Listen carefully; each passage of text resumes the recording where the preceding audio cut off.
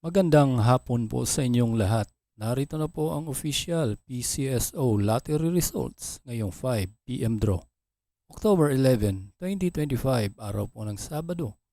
Para sa mga games na 2D Lotto at 3D Lotto. Kung bago ka pa lang sa aking channel, pwede kang mag-like, share, at subscribe para updated kayo sa mga PCSO lottery results araw-araw. Para sa 2D Lotto ngayong 5 p.m. draw, October 11, 2025, ito na po ang mga winning numbers.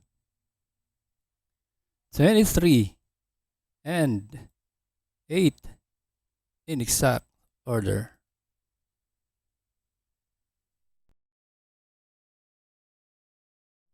Para sa 3D Lotto ngayong 5 p.m. draw, October 11, 2025, here are the winning numbers. 4, 8, and 9 in exact order.